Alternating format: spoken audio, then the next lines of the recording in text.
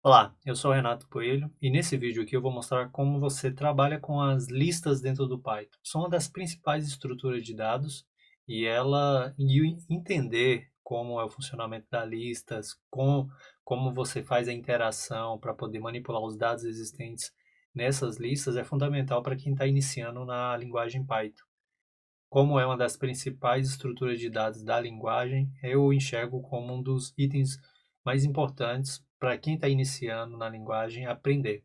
Então vamos lá que eu vou mostrar aqui na prática como que nós vamos fazer essa manipulação, criar as listas, manipular, inserir valores, remover e todas essas operações que são possíveis de fazer. Então para isso aqui eu vou criar um projeto novo. E para trabalhar com as listas, vamos utilizar esse projeto que eu criei. Criei um projeto chamado Listas, criei o seu ambiente virtual.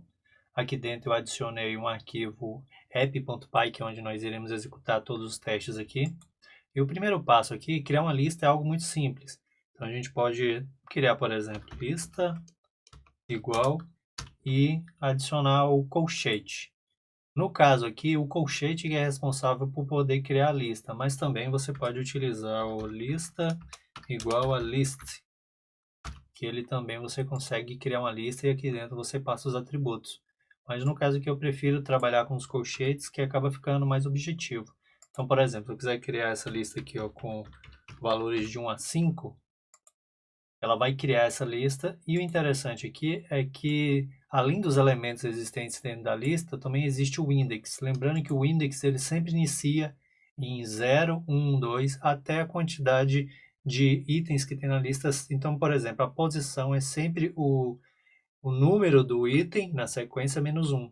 A lista começa de 0 e vai até n números de itens existentes. Então, por exemplo, aqui, se eu der um print em lista, eu venho aqui embaixo aqui executar o código, ó, ele me printa aqui na tela exatamente o conteúdo dentro da minha lista. Se eu quiser acessar determinado item aqui dentro, eu preciso passar qual é a posição dele. E para isso, eu faço bem aqui. Deixa eu criar uma variável aqui que vai ficar, ó, item vai ser igual a lista. E aqui dentro eu passo qual é a posição. E aqui no print, para visualizar o que nós estamos pesquisando, eu vou colocar dentro do print aqui para facilitar. Então, por exemplo, eu tenho minha lista com 5 itens, só que se eu quiser acessar determinado item dentro dessa lista, eu preciso passar, por exemplo, qual é a sua posição. Então, por exemplo, se eu quiser visualizar o primeiro item aqui, que é o item 1, eu vou aqui e passo 0, que é correspondente ao seu index. Então, eu posso salvar aqui, ó, vou executar aqui. Ó, ele me retornou número 1. Aí, se eu quiser pegar o segundo item dessa lista, que é o item 2, eu posso vir aqui e passar o index 1, que eu sei que é a minha posição. Quando eu rodo aqui, ó, pegamos o item 2. Só que nesse nosso exemplo aqui, nós estamos usando só números inteiros. Só que lembrando que as listas são muito dinâmicas. Então, você consegue armazenar números inteiros, números de ponto flutuante, strings, outras listas, ou até mesmo outros objetos dentro do próprio Python. Então, por exemplo, vamos pensar da seguinte forma. Eu vou criar uma lista que ela vai ter uma variedade grande de itens. Então, por exemplo, eu vou ter um string chamado nome, logo depois eu vou ter um valor, sei lá, 1.500. Depois eu vou ter um número de float que é 15.78. Logo depois eu posso vir aqui e adicionar uma outra lista que não comentei. Então eu abro o colchete, adiciono 1, 2, 3. E no momento que eu vier aqui, ó, deixa eu limpar aqui, deixa eu printar aqui para a gente poder visualizar o conteúdo dessa lista. Aqui. Então, nós temos a nossa lista aqui, onde o seu index 0 é o nome, o próximo item é 1.500, um número inteiro, no caso aqui, um número float, que é 15.78, e o último item da nossa lista é correspondente aqui a uma outra lista, que também pode ser acessada.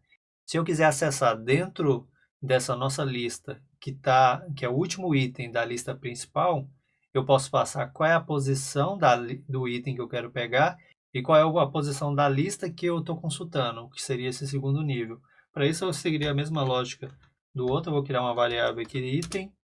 Para mim poder acessar o número 3 que está dentro dessa lista, que está dentro do último item, eu posso fazer da seguinte forma. posso lista, aí aqui eu acesso qual é a posição. Então, nós sabemos que é 0, 1, 2, 3. Então, eu posso passar aqui 3. E para poder acessar o número 3 efetivamente, que é dentro desse último item, o que eu posso fazer? Eu preciso saber qual é a sua posição. Então, é 0, 1, 2.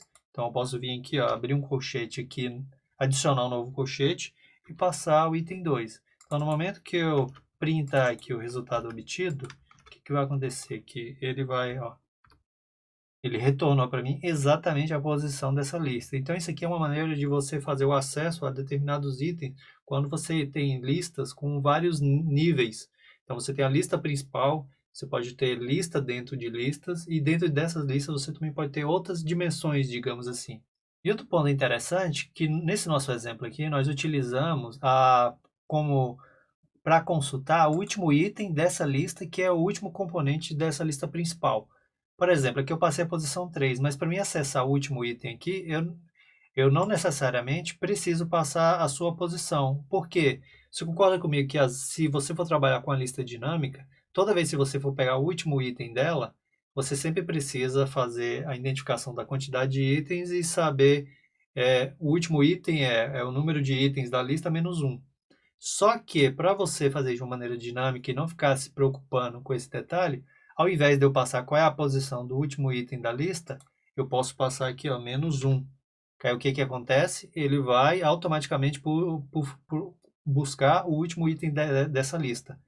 Isso funciona de uma maneira bem interessante, porque aí se você tiver uma lista dinâmica que sempre tem uma variação na sua quantidade de itens e você sempre precisar, por algum motivo, pegar esse último item, você passa o menos um, que aí automaticamente ele pega o último, e essa regra vale também se você for incrementando esse menos um.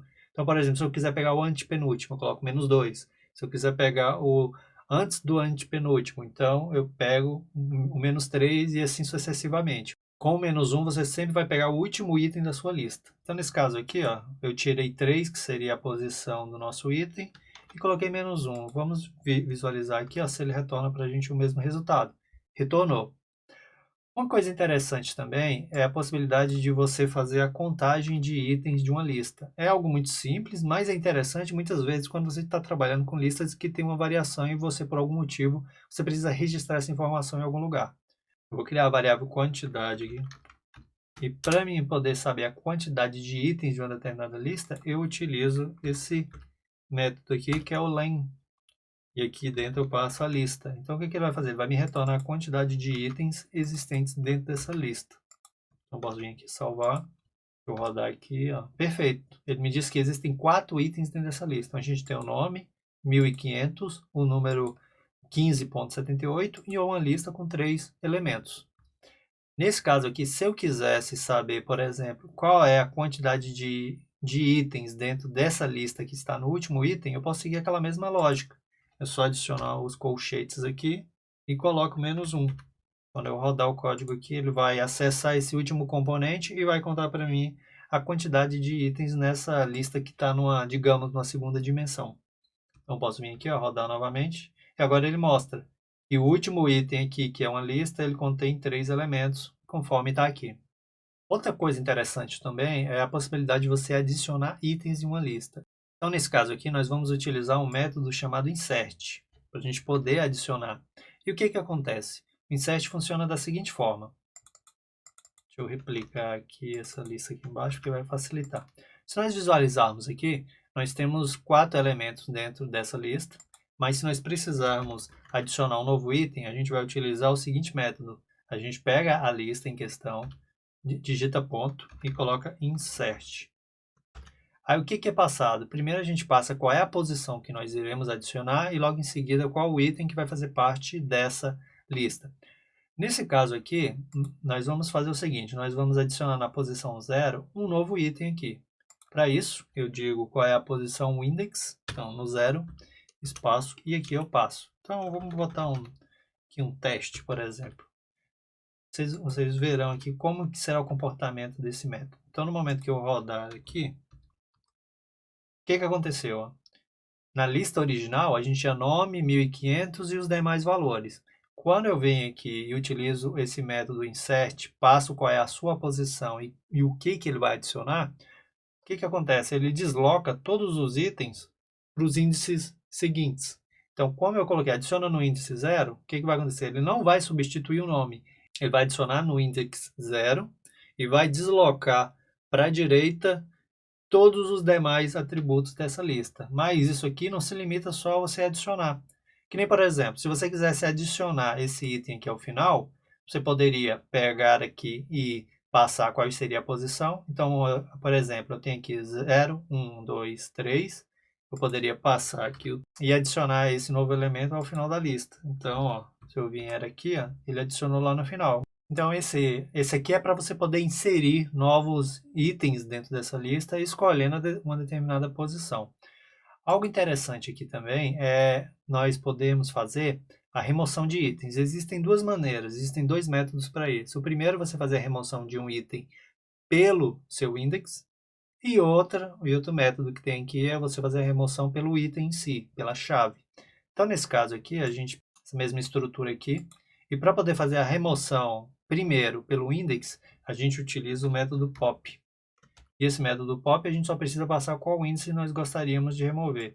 Nesse caso aqui, ó, eu gostaria de remover o segundo item, que nós sabemos que o index é 1. Então, ele vai remover o 1500.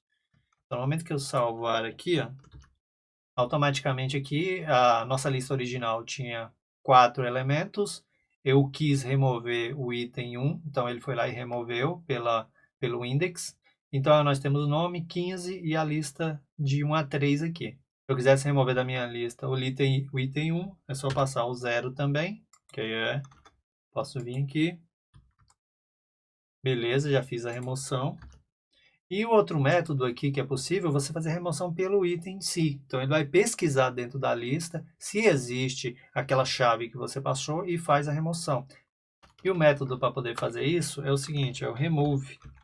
Aí, nesse caso aqui, vamos imaginar que eu quero remover aqui a lista que nós temos como último item aqui.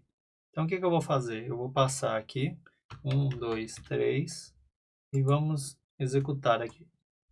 O que ele fez? Ó, ele veio aqui dentro da lista e verificou, existe uma lista com 3 elementos de 1 a 3? Se existe, ele remove. Então, ele foi e fez a remoção. Agora, se eu quisesse remover pelo nome lá, que é aquela string que nós adicionamos. Nome, vou salvar aqui, deixa eu limpar. Ó, não existe mais, beleza? Então, assim, os dois métodos que existem para a gente poder remover itens, primeiro é o pop, no qual a gente passa qual é a posição da lista que nós queremos remover, e depois o remove, que nós vamos pela chave, que é o conteúdo que está sendo armazenado dentro da lista. Caso você não saiba exatamente qual posição ele está, mas você saiba que aquele item existe, então você utiliza o remove. Outra coisa também interessante que existe é a possibilidade da gente fazer a junção de várias listas. Por exemplo, eu tenho a lista 2 aqui. Aí na lista 2 eu vou ter o seguinte. Eu vou ter, sei lá, um nome aqui, Maria. E aqui eu vou ter outro nome também, João. Se eu quiser fazer a junção dessas duas listas e transformar em uma terceira lista, eu posso criar aqui, ó, lista 3 igual a lista mais a lista 2. Que aí automaticamente aqui, a nossa lista 3 vai ser uma junção dessas duas listas. Vamos vir aqui salvar. Aí vim aqui e executar. E o que ele fez? Ele pegou o conteúdo das duas listas aqui e adicionou elas dentro de uma terceira lista. Então, isso aqui vale para, se você tiver 3 listas e quiser criar uma quarta, ou então se você quiser concatenar várias listas em uma única, você pode usar essa forma aqui, que é bem simples de você fazer isso. Deixa eu apagar aqui e criar uma nova lista, por exemplo. 1, 2, 3, 4. 1, 2, 3, 4, 5, beleza. Outra coisa interessante também que nós conseguimos fazer aqui com as listas é a questão da gente poder adicionar itens a uma lista. Então, nesse caso aqui, ó, nós temos uma lista de 1 a 5. E se eu quiser adicionar itens aqui, no caso aqui, adicionar sempre ao final, que é o método append. Ele é bem parecido com aquele insert, porque a funcionalidade dele é adicionar itens à lista. A diferença do insert é porque o insert nós utilizamos a chave para poder adicionar em posições variadas. Já no caso do append, ele vai appendando ao final da lista um novo conteúdo. Mas aí a gente utiliza ele com um método bem parecido também com o próprio insert. Então a gente coloca aqui lista.append e aqui nós passamos o que queremos adicionar. Por exemplo, eu tenho uma lista de 1 a 5. Se eu quiser adicionar o sexto elemento aqui, eu coloco aqui 6 e é só executar aqui. Então posso vir, ó. O que acontece? Eu tenho a lista 1, 2, 3, 4, 5, 6. Se eu quiser adicionar um novo item aqui, ó, vamos imaginar que eu quero adicionar o item 1000 aqui ao final da lista. A gente vai chamar o método 2 vezes, cada vez dessa aqui ele vai adicionar o final. Então eu posso vir aqui, executar novamente. Então eu tenho de 1 a 6 mais o número 1000 aqui. Outra coisa interessante aqui também é a possibilidade de você inverter a posição dos itens da lista. Por exemplo, essa é uma lista numérica. Então o que eu posso fazer? Eu posso usar o método reverse. E feito isso aqui, ó, automaticamente quando eu rodar aqui, ele já inverteu para a minha posição. Tá vendo que a estrutura original é de 1 a 5, mas aqui eu consigo visualizar ela ao contrário. Então, com esse simples método aqui, eu consigo inverter a posição das listas. Outra coisa interessante também é quando você tem uma lista que ela não está organizada de uma maneira sequencial ou não tem uma ordem crescente, por exemplo. Essa lista aqui ela está de uma forma crescente. Se eu tivesse ela original invertida como eu tenho aqui, eu poderia fazer a classificação dela da seguinte forma. Posso vir aqui, ó, deixa eu apagar aqui.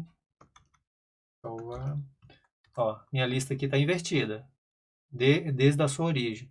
Se eu tiver uma lista que ela não tiver em uma determinada ordem, por exemplo, numérica, eu posso utilizar o método sort. Então, eu vou colocar lista.sort. E feito isso aqui, é só eu executar, ó, ele vai fazer a classificação. A lista original ela estava de 5, 4, 3, 2, 1. E quando eu utilizo o método sort, o que ela faz? 1, 2, 3, 4, 5. E para a gente poder finalizar aqui, também tem a questão da gente inverter a classificação. Porque ao mesmo tempo, se você tiver uma lista toda fora de ordem, que nem aqui no caso, ó, deixa eu simular uma lista aqui toda fora de ordem. Por exemplo, eu tenho 1, 9, 5, 2, 3, 7. Beleza. Essa lista aqui, se eu rodar aqui, ó, o que vai acontecer? Ó, ele classificou a lista para mim. Só que o que ele fez aqui? Ele classificou, ficou 1, 2, 3, 5, 7, 9. Como na origem os itens estão totalmente aleatórios, se eu quiser utilizar o sort, mas fazer o reverse dentro do sort, é só eu fazer aqui. Reverse igual a true. É exatamente a mesma lógica lá do reverse, quando você chama só o método, mas aqui a gente está usando o sort, só que para retornar de maneira invertida. Então, se eu vier aqui, ó, e executar, ele fez exatamente isso. Eu tenho aqui, originalmente, uma lista toda aleatória com números inteiros. Quando eu uso só o sort, ele faz a classificação do menor para o maior. E quando eu passo esse parâmetro aqui, reverse igual a true, o que ele faz? Ele inverte a lista, seguindo a mesma lógica do método reverse. Então, esse vídeo aqui foi um vídeo rápido para me mostrar como é que é o funcionamento das listas, como você cria e como você manipula elas, porque são estruturas de dados fundamentais para quem está iniciando na linguagem e gostaria de já começar a manipular essas listas de uma maneira mais interessante. Então, se você gostou desse vídeo aqui, compartilha ele, deixa seu like, se inscreva no canal que em breve terá novos vídeos sobre esses e outros assuntos relacionados a Python, banco de dados e muitos outros tópicos que eu toco aqui. Então, muito obrigado e te vejo no próximo vídeo. Até mais!